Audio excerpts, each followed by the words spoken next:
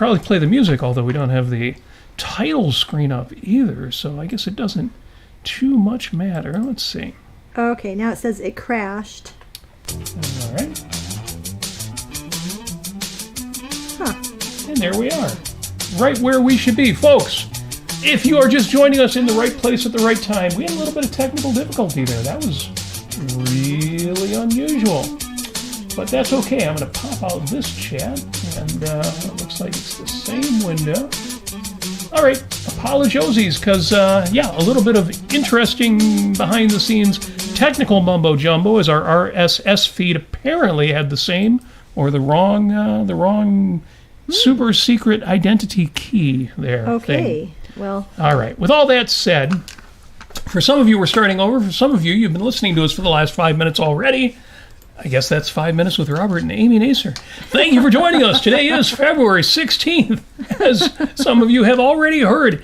And yes, we are talking about Ayn Rand's greatest hits, the top 40 or the top 10, the biggies from Ayn Rand. You know, we did this once before and it was so much fun. We have to do it again, maybe a little bit different this time. Your favorite Ayn Rand moments. Some of you have already been good enough to share that with me on the socials. And I'll read a few of those out because broadcast is waiting for a signal. Okay, now we might not be live on Facebook, even though we are live on YouTube. All right, let me refresh that. So I will be reading some of these from the Facebook side of things where you have already answered. Here we are. We are looking good. We are because you have already answered on Facebook and you were good enough to put your answers out there. For example, I want to talk about Amadeus. I want to talk about Father Amadeus from Atlas Shrugged because Matthew was good enough to bring that up in the thread. Very, very cool. A couple on this dates real quick just because they're fun and they'll feed a little bit into some of the themes we're working with today. On this date, 1903, what would have happened just after the turn of, not this century, but the last one? The first teddy bear goes on sale. All right. Now, who can tell me in the chat? What's a teddy bear? Where did the idea of a teddy bear come from? I'm not in the chat, so I'm not going to say, but I think I know it. I'll bet you know. And looking this up, it was kind of interesting. Can you imagine? I swore I wasn't going to get into politics today. Can you imagine a Donald Trump bear that you buy for your kids to snuggle up with at night? Well, the teddy bear actually was. Oh. That's right. Ian got it first. I think Ian got it first. The teddy bear was named after Teddy Roosevelt, President of the United States. Can you imagine making a cute little bear? Let's name it after the President of the United. But, apparently that was the image at the time. And well, it looks like we have several winners that answered almost at the same exact time. Oh, okay. We'll figure out some way to give you a prize. Well, let me just give you recognition. That's right. The top winners, the best people you've ever met at this particular contest. It's entirely trivial. Ian and Tom and Stephen and Linda Cordair, CORDAIR.com. Linda Cordair as well is in with Theodore Roosevelt. It's actually kind of fun there. The Teddy Roosevelt, Theodore Roosevelt, was in the same family as FDR. Some of you know that. Actually, Franklin Delano Roosevelt was the fifth cousin of Theodore Roosevelt. But did you know that Elenor Roosevelt was also a niece of Teddy Roosevelt? It's fifth cousin. I guess that's not too close of a bloodline for FDR and Elenor to be married, and so they were. I don't know, maybe that's even stranger than the idea of a stuffed animal of Teddy Roosevelt. Ian says, I'm surprised that Trump hasn't marketed a Trump bear. I guess the modern equivalent is a meme coin. Who will give me even odds on that one? I'm going to bet it will happen. It will happen. Oh, my God. Just because anything will happen these days. Oh, good. I see Jim is on the Facebook side of things, too. I was worried if Facebook wasn't going to bounce back from that one. Very cool. Also, on this date, shift forward 20 years. This is when, 1923, on this date, February 16th, an archaeologist opened the tomb of King... Was it Tutankhamun? Tutankhamun, King Tut. That's right. Of course, we all get the Steve Martin song stuck in our head. King Tut. Yes, and of course, that led to the curse of the Pharaohs, because archaeologists started dying after different tombs were opened, in particular the tombs of the Pharaohs. But you run the numbers, and if you have enough people, if you have 100 people working on an archaeological dig, Right. what are the odds that one of them is going to die in the next 100 years? Or excuse me, in the next 1 year?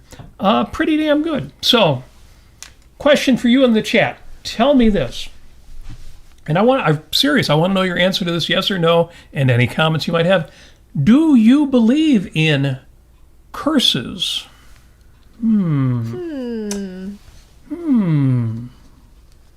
I'm a Libra, so I don't believe in that kind of nonsense. But I wonder what you think. I wonder. Oh, well. Also on this date, we're going to bounce forward 45 years. 1968, the first 911 call.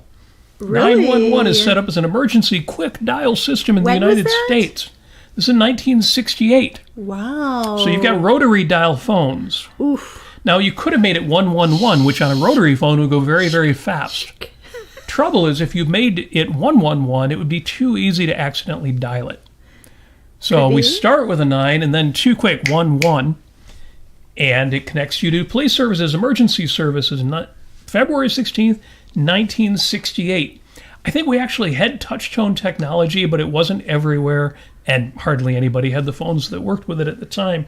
The young people are saying, what are you talking about, rotary dial touch-tone? I don't know what either one of those is. I'm sure we've got a lot of that out there, too.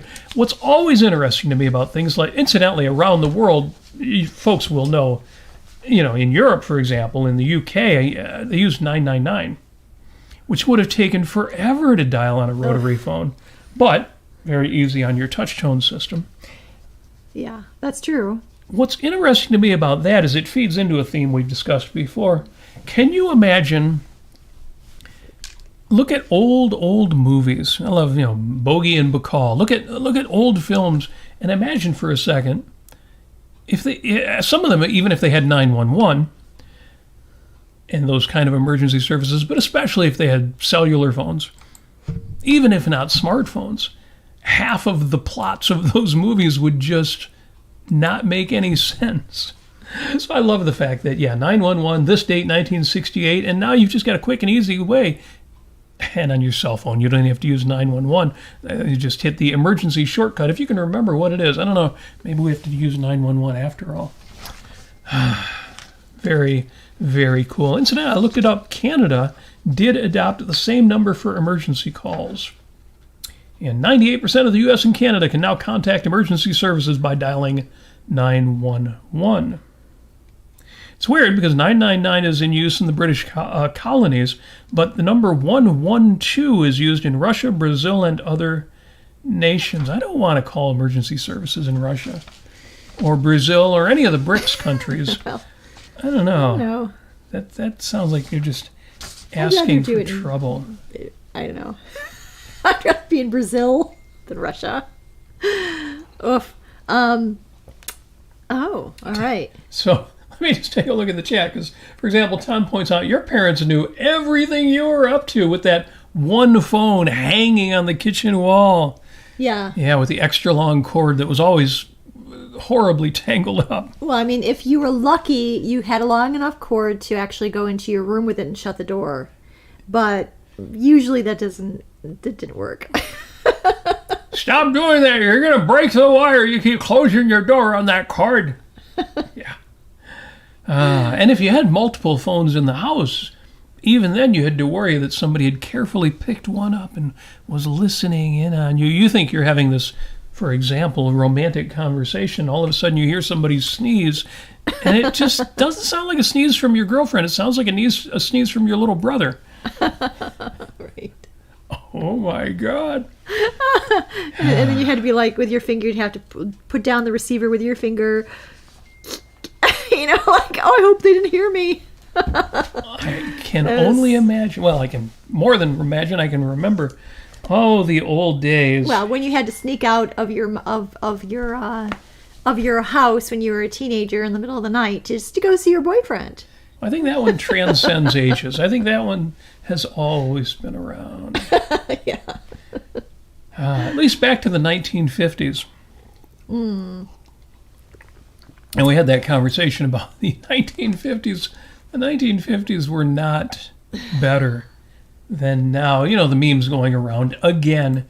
Some right-wingers, some conservatives, and some people would think we were right-wingers and conservatives, but some people have been pushing this narrative that, yeah, things are better in the 1950s. You could have one man, the man of the house, go out and work for a living, and you could have a house and a car and a well-fed family on one income. And you run the numbers on that, and it's not any more true then than it is now. It turns out most people don't want to live on just one income. Right. The average person, not upper middle class, but just the average mope, cannot have a nice house and a nice car on one income and feed a family, and it's all a myth. But in the 1950s, you did have racism. You did have remnants of Jim Crow. Remnants of Jim Crow. Well, yeah. And well, yeah, I mean, you had the Green Book, and you had... Oh, man. It's awful. I mean, you women couldn't get credit cards. Isn't that great? Yeah, and there were a very limited number of jobs that people would hire you for if you were and heaven forbid, you were not ordinary or normal. Man, it used to be hard times for the outsiders. Yeah. And not to mention, except I'll mention it, if you happened to be homosexual, God, I don't want to live in the 1950s. So, the 1950s. Going back to before the 1950s, but we knew him well after that. The only birthday I've got for today is Sonny Bono, who we've mentioned before. I love the personality, the character of Sonny Bono. Of course, famous of Sonny and Cher. We did just have Groundhog Day after all. Although, I don't know, I've Got You, Babe. A great song, but I kind of like the quirkier one. Which is The Beat Goes On. Oh, yeah, that's better. Sonny and Cher, yeah. That is much better, actually. You're right. And the beat goes on. And it's funny because they talk about things keep changing and progressing, but the things they talk about is just goofy stuff like, girls' skirts are getting shorter, and it's hilarious. It's a hilarious song. It takes me back to the early 70s or maybe the late 60s. I'd have to look on the date for that one. But, yes, it is the birth date we lost Sonny Bono to a skiing accident. Yeah. At the time, he was a member of the U.S. House of Representatives for California's 44th District. Yeah, Sonny Bono went into politics. He was the mayor of Palm Springs for years. And then he became an actual U.S. House of representative. In fact, when he passed away, who took over his office? His wife, Mary. Oh. Mary Bono. So that was interesting. Interesting, yeah. Yeah, but that's cool. Sonny Bono was neat. I kind of put Sonny Bono, in terms of the cause of death, in category with Rick Mayall, of the young ones and Drop Dead Fred. What did Rick Mayall die of? An ATV accident. Oh, man. I mean, a freak accident. Yeah. So, yeah. Yep. Oof. Yep. It's my only birthday for today. Oh, incidentally, Sonny Bono was born right here in Motown. Oh, really? We're just outside Detroit, but he was born in Detroit, yeah. Wow. Kind of cool. Akira says, wasn't he a Republican? Yes, he was a Republican representative in the House of Representatives in Congress. Absolutely. And Tom says, I think Flip Wilson, there's a name I haven't thought of in a while. Geraldine. I think Flip Wilson and Sonny and Cher were on Sunday nights, if I remember correctly. Very possible. Very, very possible. Let's see. Home ownership rate wasn't significantly higher in the 50s. It was 55% in 1950 versus 65% today. That's interesting because a lot of people say, it's going down now, isn't it? Because kids don't want to own homes or automobiles or anything except a smartphone these days. Interesting. I'd be curious to see the trend on that, or trend line, as people like to say, even though it doesn't really add anything to the word trend. Ian mentions Bad News is the original, it says, forget Spinal Tap, this was the original spoof metal band, and Rick Mayall was in it. I didn't know this, actually. Oh my gosh. Well, we got to look that up. Okay, we're going to look that up. Because we are Rick Mayall fans. And we love Spinal Tap. And we love Spinal Tap. Love them. We were talking to a friend of ours recently who hadn't seen the film, and you know how that goes. When somebody does that, you're like, oh man, you've got to see this film. You've got to come over to our house. We've got to have a movie night. So, Yeah, Jennifer has not seen Spinal Tap. oh, you shouldn't out people like that. That's like saying somebody's a virgin, you know. It's ever I'm sure seen she's Spinal fine. Tap. She'll be okay, I think. Yes. Yeah. For those of you looking that up online, the film is called This Is Spinal Tap. Spinal tap also being a medical procedure, and that's part of the joke that you don't necessarily want to Google if you're looking at least under images. So, yes, sorry, just catching up on the chat here. Is it Lenny or Squiggy? It's Lenny in Spinal Tap Town. Yes, absolutely. Michael McKeon is one of the 3 primary members of Spinal Tap, along with Christopher Guest, who we mentioned last week. Yeah, Sir Christopher Guest. Yeah. Of the Hayden Guest Baroness, or Baron, what do they call a baron? The place where you are a baron. And his wife is Jamie Lee Curtis. A barondom? Who is a baroness. Yeah, barondom, a fiefdom. Yes, absolutely. Have you seen Pop Star Never Stop, Never Stopping? We have not seen that one. That looked... I think we were recommended that once. We looked at it. It looked... It didn't invite us. It didn't. To watch it. It wasn't. But we'll take another look. Yeah, we'll take another look. I don't actually remember. And Jim asks us if we've seen A Complete Unknown, the Bob Dylan. No, not yet. We haven't yet. We will see it at home, I think. Yeah, at the rate that we're going, I think we'll probably see it when it comes out on streaming or disc. Or maybe not. Maybe we'll... Who knows? We may hit one of those Thursday nights where, like, I just got to get out. Let's go to the movies, which we have been known to do. Ian says, just rewatched A Fish Called Wanda with Jamie Lee Curtis. Still holds up. Yeah, that was fun. That one's quirky. It's British quirky. Yeah. Which means it kind of oscillates between really stupid and kind of mean-spirited. And Kevin Kline, who is not British, is so good at that kind of thing. So, yes. Yeah, not all British humor is like that. No, I'm kidding, of course. Yeah. Well, I'm not actually kidding. I'm just exaggerating a little bit. The Ruddles is the original mockumentary, Akira points out. Yes, that's true. It was the most complete Beatles documentary until the anthology series, and it was mainly a parody. Yes, all you need is cash, as I recall. I do like the Spinal Tap song, Give Me Some Money. Give Me Some Money. Yeah, that was great. There were, the Ruddles had great parody music. One thing that Spinal Tap have that I don't know any other similar mockumentary has is that the guys playing the musicians in the film and who supposedly wrote the songs actually wrote the songs and actually were the musicians. Michael McKean and Christopher Guest and all the guys in the band actually were the musicians who played the songs, which, if you're a musician, makes it just extra cool. I don't know. Let us know, Ian, if Rick Mail actually and the others actually played their instruments and wrote songs. I would like to know this. Because it looks like they may have played instruments, but I don't know. Very cool. Yeah. I mean, either way, it might be a great film, and we will definitely look into that. Thank you. A friend of mine was amazed that Lay Lady Lay was Dylan because he sounds so different in that song. Yeah, he was, and I haven't seen the film yet, but I guess they do portray it in the film. They gave him a really hard time because he made his big breaks in the folk rock community. And then at one point he decides he wants to start playing electric guitar, and the purists are, you can't do that.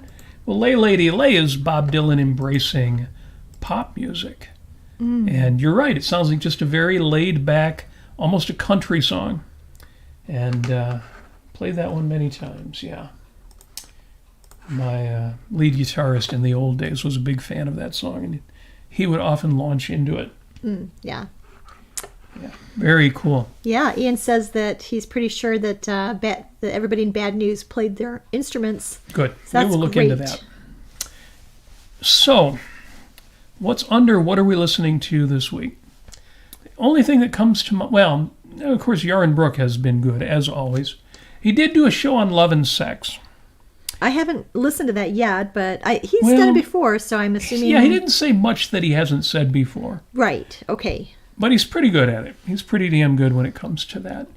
If you have any love and sex questions that you feel your own did not answer sufficiently, we welcome and encourage you to put them in the chat so we can give you the expert opinion on it, but the show was good. Now, the other thing that I listened to this weekend was the Meeting of the Minds. This was Harry Binswanger's... That was earlier today, right? That's right. Harry Binswanger, if you are a member of Harry Binswanger's forum at hbletter.com, there's a link in the show notes.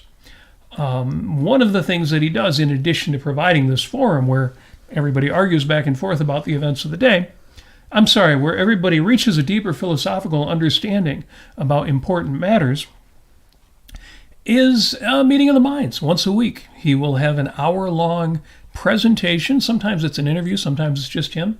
Kind of sounds like this, except we don't charge money for it, even though some of you generously do spend money on it at patreon.com/Robert Nasir. Thank you very much. And today they were talking about... Oh, I wasn't going to say that. Oh. Today they were talking about some guy who's in politics these days. Oh yeah, there's some guy in politics? Yeah, and if you want to talk about, some guy who's in... Or hear what Harry Binswanger has to say about some guy in politics these days... Why would anybody want to go into politics these days? It was kind of interesting because these meetings of the mind, there's a lot of people on the HB letter. It used to be called the Harry Binswanger letter. That's why the Harry Binswanger forum is now at hbletter.com. Yeah, now he's MCHB letter. MCHB. Well, it's funny because he did have a feature called HBTV. That's right. Which he occasionally revisits on the Ayn Rand Center UK channel. Next time I see Harry Binswanger, I'll say, "Hey, MCHB." Yo. It's funny to me because they've reached the point now on the forum where almost everybody agrees in their negative evaluation of somebody in politics nowadays. Some guy in politics, yeah. Interesting. Very, very interesting. Fascinating. And I'm kind of thinking or wondering, maybe everybody who still admires this one guy, maybe they all just left. I don't know. Akira says, is this Mark Pellegrino we're talking about? No. I've got to say, Mark Pellegrino he is not a fan of that guy. We're not talking about. No. And the neatest thing with Mark Pellegrino lately is, they recently had their Liberty Fest weekend, which we didn't attend. So I don't know anything at all about it, other than Mark Pellegrino did share, and so has Michael Leibowitz, that he was there. And he talked about the political party he started, the American Capitalist Party, the one for which Andrew Bernstein wrote the platform. Well, Mark's now got a new partner, Michael Leibowitz, podcaster extraordinaire and writer and things. Yeah, is now working with Mark. He's officially part of the party. Yeah, like vice president of the party, of the Capitalist Party. Vice president? Vice something. Vice something. Some important position. Vice politician. Yeah. The Vice squad. They don't have candidates yet, but don't be a member of the Vice squad. The Inquisition of the Capitalist Party. Well, of course, I use the expression the Vice squad to talk about the pleasure police. Oh. The people who will tell you that, culturally we're going to hell in a handbasket. Yeah. And what we need is a strong man like some guy to get everybody to, go back home and keep your wife in the kitchen and have more children. Yes. And we need to enforce duty ethics. That's right. It's like they're afraid that the premise at the beginning of the film Idiocracy is actually going to happen, and they're trying to stop it. Oh.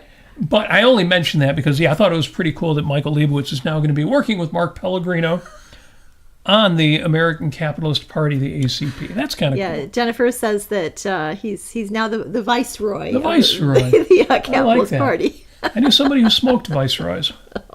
That just sounds wrong. That was a cigarette brand, people. Yep. Cigarettes. Some people still do cigarettes. It's so weird to me. Yeah. I still do coffee, so. I had a weird dream that I started smoking.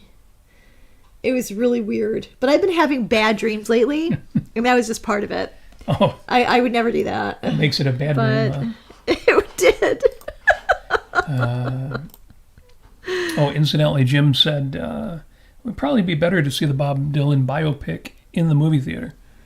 Yeah. Because it'd be more like seeing him live. So we'll take that to heart. We'll consider and if we do that. see it, we will definitely report back. Yes. Yes. So that discussion on Harry Binswanger's Meetings of Minds and these new updates and even your own Brooks shows this week had me thinking about Ayn Rand's greatest hits. Yeah. My favorite things about Ayn Rand, Jörn talked about love and sex, and I always get a kick out of the way people react to Ayn Rand's comments on love and sex and masculinity and femininity, and people have the weirdest takes on it. They really do. The obvious one, and this is not one of my favorite things about Ayn Rand's writing, although in a way it is, but the people who come along and talk about Dagny Taggart as being a loose woman, except they never say it that way. They usually will find expletives, bad words to describe her. Why? Because she slept around. She went from one guy to the next in Atlas Shrugged. It was 1, 2, 3 guys. 3 guys. 3. She slept with 3 different guys in her entire lifetime. Oh my God, that's sleeping around. That was amazing to me to hear people say, "Yeah, Dagny Taggart, what a person who slept around a lot."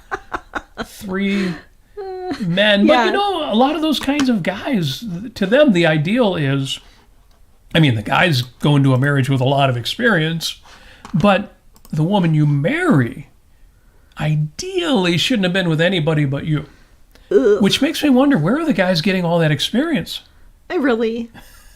Yeah. They're at the brothel. Yeah, the brothel. Yeah, that's right. There's this stable of women used for such purposes, but and then you go on with what. Well, that whole purity culture nonsense is just so goddamn creepy. Yes. Yeah. Yeah. And I would even go to say I would call it perverse. It is, because it leads to perversion. It does. It does. The things that people like that come up with. Yeah. The things that they say. Yeah, Akira mentions Ben Shapiro. Yes. Exactly. And yeah. And we need to do another show on that topic, but Akira says Ben Shapiro doesn't seem like he had any experience before getting married. Yeah, or after. Yeah, absolutely. She jumped from bed to bed. Yeah. Actually, she jumped from the floor of a train station to the beanbag sacks in the train tunnel. Yeah. God. Oh, and Ellis Wyatt's guest room, of course. Oh, yes. See, I love the sex scenes in Ayn Rand's stories because they're not sex scenes, but also because there's more variety, I think, than people realize. And then they want to read too much into it and say, well, Ayn Rand obviously thinks that sex would be like, and then this half a dozen different scenes. You've really got to be able to abstract away a little bit from that, folks. Sex should not always be in a room with a noisy air conditioner. Point being, real passion makes something like that irrelevant. Right. And to occasionally notice, oh, wait, we're not in, a comfortable bedroom. All that does is heighten the passion and say, oh, yeah, wherever we can go, wherever we can be. As long as we're together, we're in love. We want to be with each other. And we want to be expressing that. So, yes. Jennifer says, perverted Puritans. There's an oxymoron, which really is also 100% hits the mark. Yep. Very much, very much. So, getting a little bit away from that, I want to know, what are your favorite Ayn Rand scenes? And we'll talk about some of our greatest hits, our mixtape for Ayn Rand as well. Tom Harrison says, I love the bracelet scene in Atlas Shrugged. That is so good. And, something that people don't appreciate about Ayn Rand, and something that I especially love in a good novel or even a good film, is that the build-up to this, and I don't mean the emotional build-up of the scene, although that too, the way that it's built up to that climactic aspect of that scene, but everything that's laid out beforehand You know, Amy, you talked recently about Hank Rearden walking from the mills on the day when he finally perfected his new metal. Yes. And fashioned this bracelet that he was going to give his wife. Yes. You know, I just realized that a bracelet is actually a theme that's common to both the Fountainhead and Atlas Shrugged. And unfortunately, then the bracelets are brought up in the Fountainhead with Gail Wynand trying to wring out the integrity of the women he sleeps with. And, yeah, that first scene. Yeah, throw her a bracelet. Yeah, it rings out against the expensive china like a scream that the woman should have made, but didn't. Oh, God. Yes. Yeah. Gail Wynand. What a piece of work. Yeah. Although I know people who seem to think he's really the hero of the Fountainhead, and Gail Wynand, he didn't get the credit he deserved.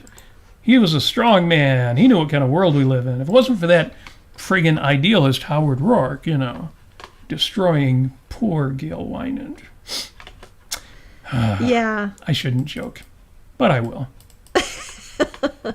Yeah, now in the chat they're talking about Tucker Carlson. Blah.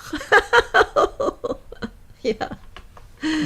Yes. Yeah, they're all, as a perverted Puritan, as an example of that. Let's see. Stephen wants to know, does Dagny take off her clothes in that scene? I thought she did on my first... Which scene? Are we talking about her first scene with Francisco? Or her first scene with John Galt, or her first scene with Hank Actually, I can't think of any scene in which... Actually, I can think of one. Scene in which they explicitly say whether or not she was with the Hank. folks take off their clothes. She was with Hank, and this was not their first time. It was like their second or third or fourth, or hopefully their 100th time. And she's naked, and he presents her with a ruby necklace. Yes. And it's a beautifully described. That's true. She is scene. naked. It's very beautiful. Yeah. The one. Yeah, the one other time I can think of is in the Fountainhead, but it's not the first time that Rourke and Dominique are together. Right. It's the second time. Yes. And she meets him the second time and talks about, how she's been obsessed with him and she's going to destroy him and she doesn't actually want to be with him and, all this on and on and on. And all he says in response to all of that is, take off your clothes.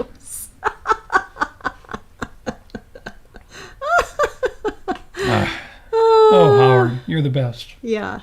Yes. Yeah, Stephen points out bracelet scene as well. Let me see if I can bring that up real quick here. Oh, man. Wait, you mean it's hard because shrugged or the... Oh, yeah. If you search for bracelet, I've got the CD-ROM that lets you search it all out. You get, of course, the scene you talked about. He's walking from the mills. He touched the bracelet in his pocket. He had it made from that first poured metal. It was for his wife. As he touched it, he realized suddenly he had thought of an abstraction called his wife, not the woman to whom he was married. He felt a stab of regret, wishing he had not made the bracelet.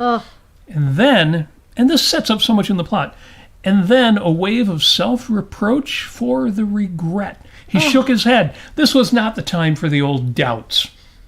He felt, you talked about this. Yes. He felt that he could forgive anything to anyone because happiness was the greatest agent of purification. He felt certain that every living being wished him well tonight. He wanted to meet someone, to face the first stranger, to stand disarmed and open and say, "Look at me."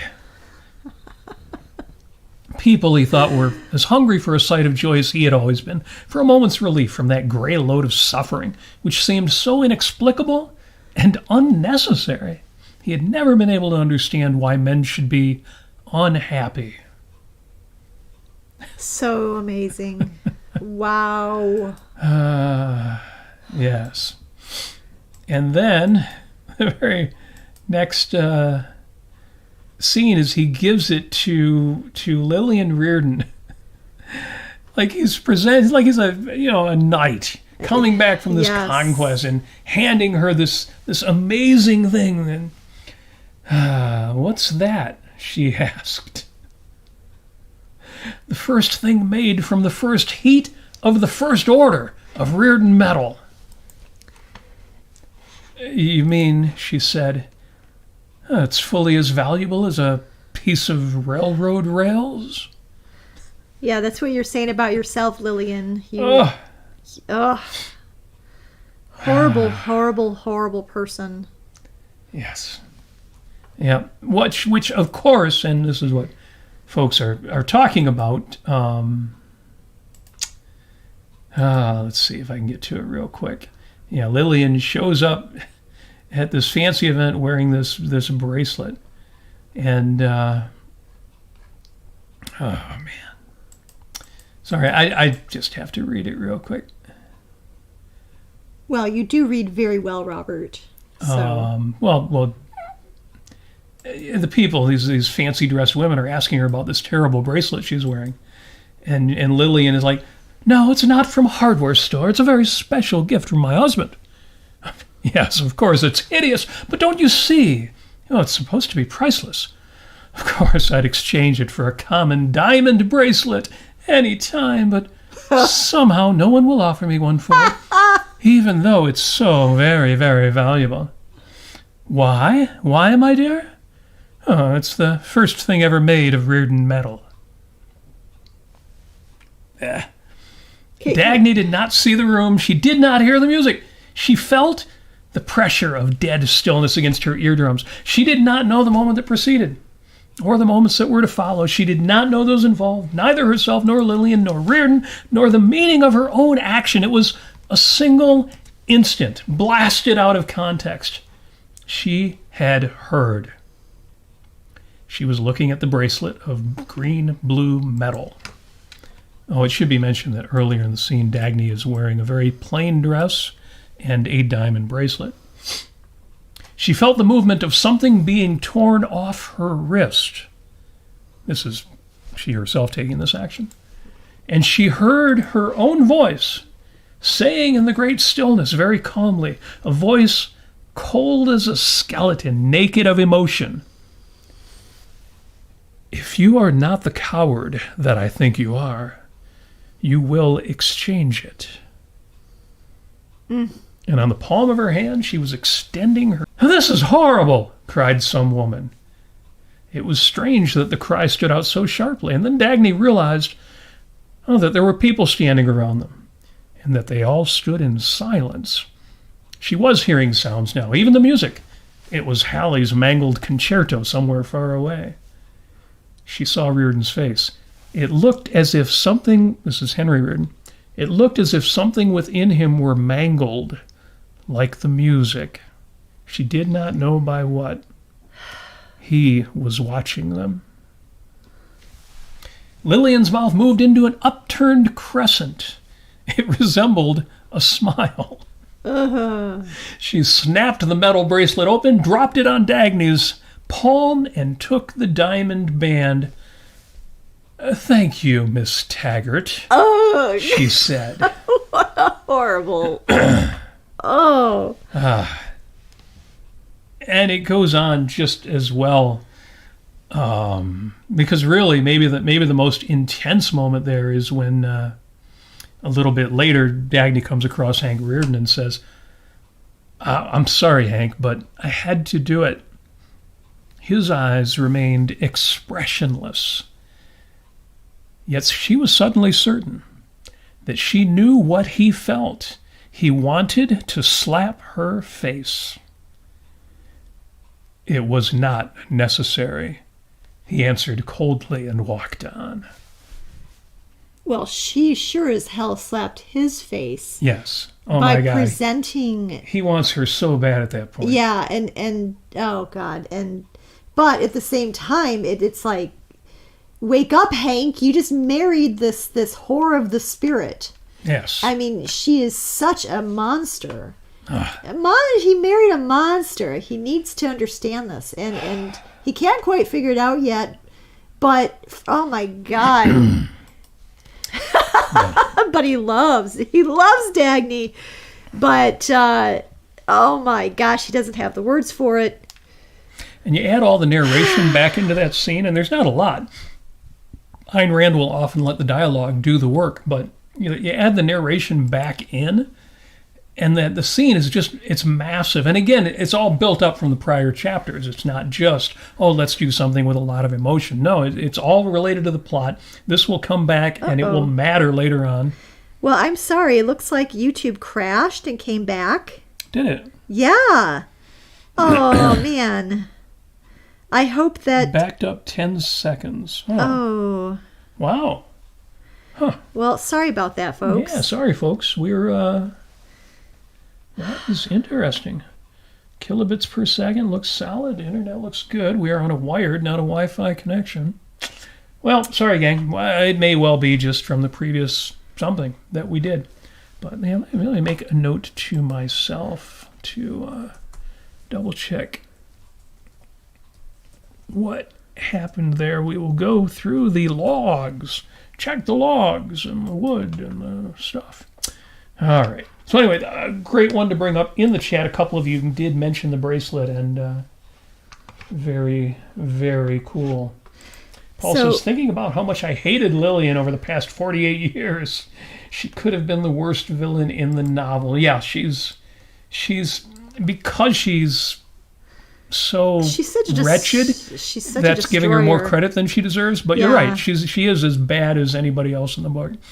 She's not, she's not James Taggart, she's not Floyd Ferris, she's not Robert Stadler, but she's right up there, or right down there. Yeah, she wants to. She's a hater of the good for being the good, and she's a nasty piece of work.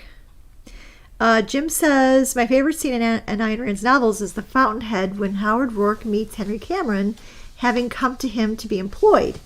The reason I love that scene so much is because the immense respect that Cameron shows Rourke through all the insults he hurls at him, which is plainly obvious to any thinking reader. It is the same high respect I would like to have received from any potential employer, but still may find someday. Right. I guess it was. I guess our stream was interrupted on Facebook as well. So, the overlords. They're I don't know, the Ministry of Conformity, as Paul said. But that's okay. I mean, just look up. Robert was just reciting that scene with Dagny and Lillian exchanging bracelets, and Hank Rearden's reaction to all of that. It's a lot. Yeah, I love Rourke shows up in Cameron's office, and he's just looking at the drawings that Cameron's got in the office, and he doesn't even talk to Henry Cameron right away. And let's go to that scene real quick, just a bit. Well, said Cameron at last, did you come to see me, or did you come to look at pictures? Rourke turned to him. Both, said Rourke. He walked to the desk. People always lost their sense of existence in Rourke's presence, but Cameron felt suddenly that he had never been as real in the awareness of the eyes now looking at him. What do you want? Snapped Cameron. I should like to work for you, said Rourke quietly. The voice said, I should like to work for you. The tone of the voice said, I'm going to work for you. Are you? Said Cameron, not realizing that he answered the unpronounced sentence. What's the matter? None of the bigger and better fellows will have you? I have not applied to anyone else. Why not? You think this is the easiest place to begin with? Think anybody can walk in here without trouble? Do you know who I am? Yes, that's why I'm here. Now, who sent you? No one. Well, why the hell should you pick me? I think you know that.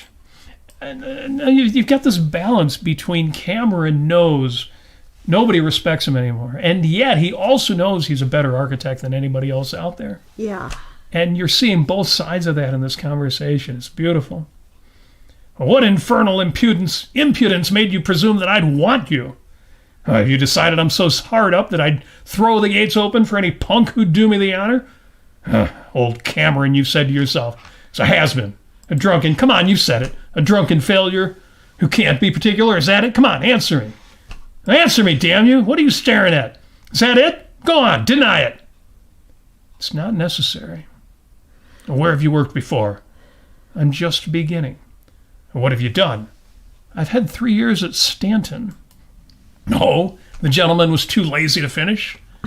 I've been expelled. Great! Cameron slapped the desk with his fist and laughed. Splendid! You're not good enough for the lice nest at Stanton, but you'll work for Henry Cameron? You've decided this is the place for refuse? What did they kick you out for? Drink? Women? What? These, said Rourke, and extended his drawings.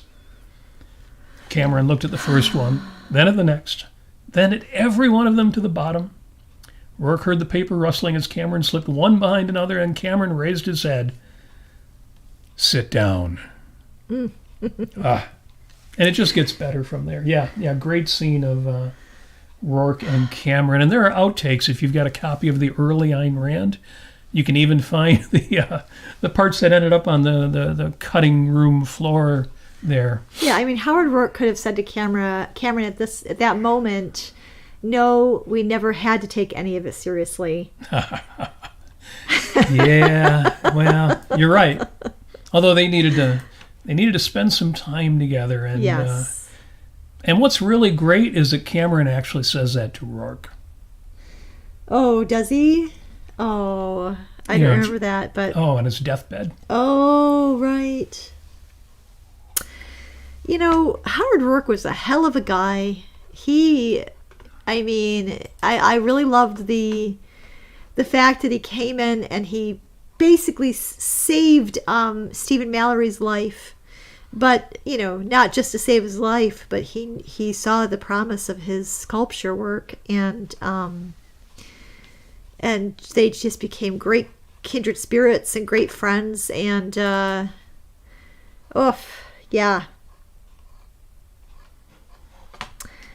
So good. Well, I was going to mention, speaking of Ayn Rand's greatest hits, I was actually going to be mentioning, and I wonder if it's still out there. There's music with an Ayn Rand connection. I think you can look it up. By somebody named Dismuke. Actually, I'm not entirely sure if we know who that person is. If we ever figured that out. We do not know. It's a mystery. Yeah, if you could just go music with an Ayn Rand connection. If you look that up, you'll find just a page of context of music that she loved more in the last turn of the century. And it's the kind of music that she called tiddlywink music. It was very lighthearted, very enthusiastic, very optimistic. Yeah, and you'll be able to find that on there. But I actually have some of that you can find on Apple Music or probably on Spotify as well. Like Get Out and Get Under is one of them. It's a Long Way to Tipperary, Canadian Capers. And I also included in my list Mississippi Mud by Dean Martin, which was Frank O'Connor, her husband's favorite song. But I have others in here. There's actually 2 songs by Fred Astaire. I don't know if she liked them or not, but I included them in my playlist. But one is called Pick Yourself Up, which we've discussed before on the show, which is originally from a movie called Swing Time with Fred Astaire and Ginger Rogers, which I recommend. And the other one is called I Can't Be Bothered Now. And and the whole idea, it's not a James Taggart song, I'll tell you that. It's the opposite. But the idea is he's dancing and he can't be bothered now. He's doing something he really, really loves. And he's like Howard Rourke, drawing out these building plans and coming up with really innovative and creative ideas. And he's up among the stars, on earthly things I frown. I'm throwing off the bars that held me down. I'll pay the piper when times are riper, but now I shan't. Because you see, I'm dancing and I can't be bothered now. That's quoting from memory. Yeah. If you want to see a great presentation of that music, which fits in with Ayn Rand's tiddlywink music, Ayn Rand's favorite form of dance was tap dancing. Yes. And the three films you absolutely need to see are, to me, the best of Fred Astaire and Ginger Rogers, which was Top Hat, The Gay Divorcee, and Swing Time. Yes. Those three films, you just can't go wrong. Swing Time, Top Hat, and The Gay Divorcee. You can probably imagine gay divorcee meant cheerful, but take it however you wish. Yeah. Yes, absolutely. I'm just looking through the chat here. I have a whole list, of course, of our personal favorites, and I'm seeing the time just going by. We could spend hours on this one, I guess. Yeah. Tom says Francisco's speech is amazing, the money speech. The money speech. So yes. I need to revisit all of that. Yeah, and the money speech you can find online. You can also find it, obviously, in Atlas Shrugged, but also in For the New Intellectual. It is reprinted in that as well. And so you think money is the root of all evil? And what do you think is the root of money?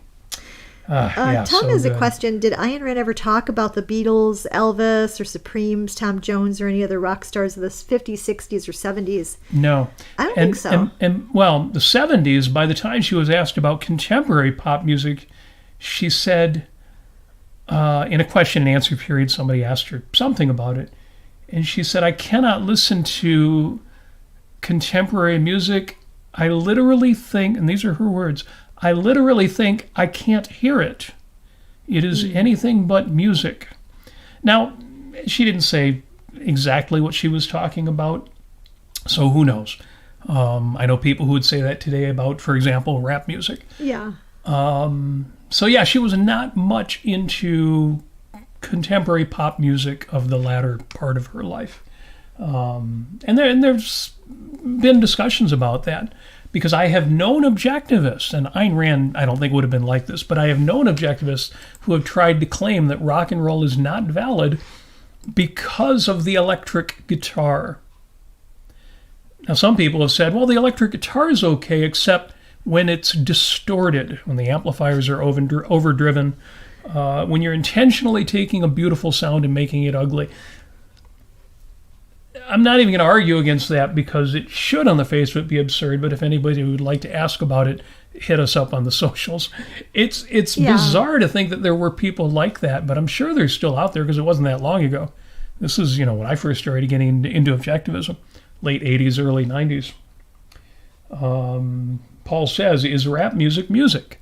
Yes, it is, because it often has the elements of melody and harmony and rhythm, but is it good music? Right. And or is it so devoid of melody and harmony that it doesn't deserve to be called music? Well, that comes down to definitions. Yeah. It's not an argument I would get into. I would certainly say I don't enjoy most rap music, but I could find, usually it's like quirky nerdcore music, weird music, or maybe some Beastie Boys. Yeah, Beastie Boys or nerdcore hip hop with like MC Frontalot. I can find a country song that I like, which is even harder than finding a rap song that I like. So the point is, it's not down to genres. Yeah. You would have to ask me about a particular song and say, well, do you think this is a valid expression in music? Right. And my answer is probably going to be yes, even if it's not to my taste. Yeah, I mean, if you're a young person and what you're mainly listening to is music, either pop or rap or even country, that has minimal melody and harmony, or it just sounds the same, or if it's in the same key as every other song or something like. In other words, it's not an expansive repertoire of different styles and applications of music. It's not broad in scope in that way. Your ears may not be tuned to finding better music. It's a shame. I've known just a few people in my life, thankfully only a few, but I had a coworker who actually told me she didn't listen to music, and I thought, that sounds very depressing. That's very Leonard Cohen. I don't. But you don't like music, do you? Yeah. You might not know. That's one of the cutting lines in the song Hallelujah. Oh. Where I'm not familiar with it. Singer is singing about this woman, and but you don't like music, do you? So yeah, that's a very strange thing to encounter people who. Yeah. But everybody has different modalities, different levels in which they operate, and things that work for them. I know people who say, I don't like fiction. I've read all of Ayn Rand's nonfiction, but I just couldn't get into The Fountainhead or Atlas Shrugged because I don't read fiction. So, different people function in different ways. We could have the same conversation about when you think, do you find yourself thinking in words, or is it more about images, experiential thinking? So, different strokes. Different strokes. And Akira says, Dylan going rock is about as country as I get. It's funny because, and I've said it before, I'll go to see a movie that has country music as an element in it. It's not a movie about a musician. It's just a movie. Go to see, the old Clint Eastwood films around the Every Which Way But Loose period. Oh, yeah. And you hear a lot of country music. And it works. In that movie, in that context, it's great fun. It's the right music for... So it really depends. Yeah, it depends. We were in Context is everything. We were in a restaurant last night, and they were playing contemporary country music, very, like soft rock contemporary country music. And I swear they played one song, and next song after that, it didn't sound like the same singer. A different singer, because it was a duet with a female singer the second time. It was the same exact key. Every country song, they all sound the same. With the same 4/4 beat. And I'm like, my gosh, this is crazy. Well, all them country songs are all the same. And if you put a country record on backwards, your truck starts working, your woman comes back, and your dog comes back to life. Steven says no sound. Can anybody hear us? Uh-oh. Oh. Well, my controls here say sound is going out. Oh. Okay. In other words, it's on. All right. Let us know if you can't hear or see us. Oh, here. I could test it here by doing the thing I should never do. Oh, okay. Yeah. All right. Let's see. Do we have sound? Can I hear myself? Yeah, they say I can hear you. Sound is fine. Okay. All right. Good. Okay. All right. Not so sure what's going on. I think the gremlins are getting into the machinery. Yeah.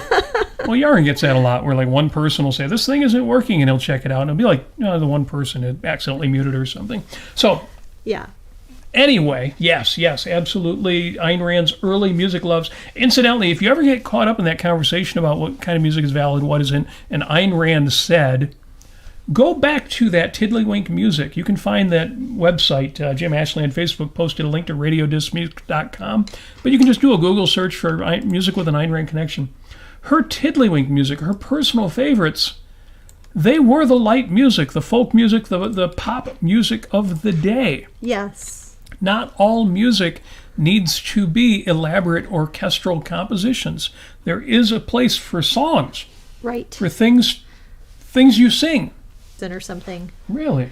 Yeah. I don't know. Is it frozen? Let's see. No, maybe it's just a technical issues day. Everything is going out. Yeah. 0 dropped frames. Oh, it says back again. Oh, now it froze again. Oh, I don't know. All right. Well, folks, if you are hearing the sound of my voice, we may do a part 2 of this one. Because I didn't actually get into any of the voluminous notes that I read out. We've just been having more fun with the chat than that. But we'll wrap it up. Yeah, let's wrap it up here. If you can hear the sound of my voice anywhere in the 7 continents or the 5 seas, including the Gulf of America, Gulf of Mexico, the Gulf of Spirit Halloween, whoever takes it over next, who knows? Then thank you. Thank you for joining us. Thank you for listening. Thank you for your comments in the chat, which I incidentally will copy and paste as I always do so I can review them later. Come back next Sunday, and I'm sure the internet will... It's not my computers. We're doing nothing unusual here, and all of the numbers look great. Our bit rates are fine, and all that good stuff. All the technical support stuff behind the scenes looks great.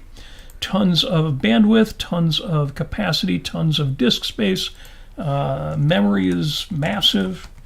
So anyway, next week, no more problems. Maybe there's no more problems now. Hope you can hear me. Thank you for joining us. We're running a little late anyway. We went a little longer than 5 minutes. And we will watch Bad News. We will watch Bad News. We will look at your other recommendations. Yes. And see what you got for us. In the meantime, if you've never seen the film This is Spinal Tap, do it. Make it happen. If you've never contributed to our show, patreon.com/Robert Nasir. And that's it. You've done everything else. You listened to this show. You made it till the end. And that's why we're going to say thank you. We're going to say we wish you all of the success that you so richly deserve. And we are sending it out on all the bandwidths, orchestrally and pop music style as well. We are wishing you